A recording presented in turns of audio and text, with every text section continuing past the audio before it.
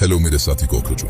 बाबा साहब अम्बेडकर कहा करते थे, education is the milk of a tigress, one who drinks it gets the power to roar. यानी शिक्षा शेरनी का दूध है, जो पिएगा वो दहाड़ेगा। पर आज का हमारा एजुकेशन सिस्टम देश के स्टूडेंट्स को दहाड़ना सिखाने की जगह बिल-बिलाने पे मजबूर कर रहा है कि बार बार नीट का पेपर लीक हो जा रहा है। सरकार क्या कर रही है? 24 में वो उसमें भी लीक हो गया, अब 26 में भी आप कह रहे हो दोबारा लीक हो गया पेपर। एक पेपर अच्छे से कंडक्ट नहीं करा, ऐसी सरकार पे अपन भरोसा कैसे कर सकते हैं? सिर्फ पिछले 7 सालों में 70 से ज्यादा पेपर लीक्स ने ऑलमोस्ट 2 करोड़ स्टूडेंट्स की लाइफ और मेंटल हेल्थ पे भारी नेगेटिव इम्पैक्ट छोड़ा है। ये मेरा पड़ा था बेगूसराय, ये पड़ा था मेरा बक्सर में। ठीक है सर, 2 दिन स्टे किए थे, 4000 रुपए लगा था।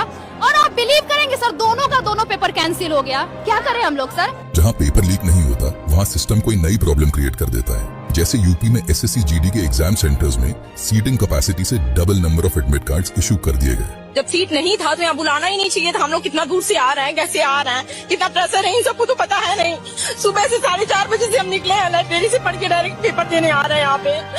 पर फिर जहाँ लीक और एग्जाम सेंटर की प्रॉब्लम न हो, उस एग्जाम में क्वेश्चन पेपर ऐसा बना दिया जाता है कि आंसर नॉलेज के मेरिट पे नहीं बल्कि तुक्के मार के देना पड़ता है। यूपीएससी के लिए एक मैं बेटर चीज बता देता हूँ कि एग्जाम देना बंद करो, ये सिक्का लिया करो, बच्चों को एग्जामिनेशन सेंटर के बाहर बुलाओ, जिसका हेड आया उसका पास, जिसका टेल आया उसकी पूंछ काट के घर भेज दो। क्योंकि ये एग्जाम सिर्फ और सिर्फ लक बेस्ड है यार, तुम नॉलेज चेक थोड़ी ना कर रहे हो। अब तो तुम टाइम पास करने लग गए हो। तो ये पेपर लीक तो नहीं है, लेकिन स्टूडेंट्स की जिंदगी बर्बाद इससे भी होगी, बस तरीका अलग है। स्टूडेंट्स की जिंदगी बर्बाद करने के इनोवेटिव तरीकों में अब हमारा सिस्टम टेक्नोलॉजी का भी बढ़िया इस्तेमाल कर रहा है।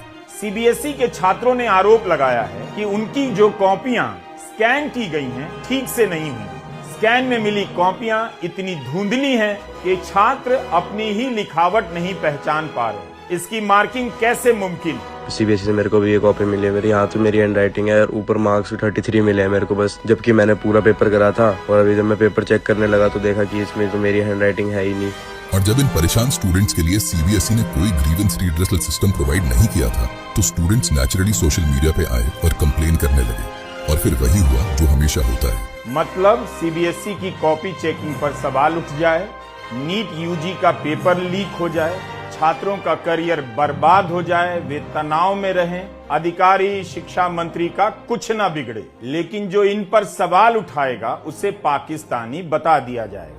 तो इसीलिए मैं खुद को Pakistani sponsored opposition funded cockroach declare करते हुए पीएम मोदी को एक चैलेंज देना चाहता हूँ कि सर, अगर आपने एजुकेशन के किसी भी मुद्दे पर एक प्रेस कॉन्फ्रेंस करके स्टूडेंट्स के टूटे हौसलों पर थोड़ा मलहम लगाने का मास्टर स्ट्रोक करते हैं, तो मैं ये प्रॉमिस करता हूँ कि मैं ना सिर्फ अपने सोशल मीडिया हैंडल्स का नाम बल्कि इस वीडियो पे कोलैबोरेट करने वाले हर क्रिएटर के हैंडल का नाम चेंज करवा के नरेंद्र मोदी फैन क्लब रखवा दूंगा। अच्छा, बोले ऐसा होता है।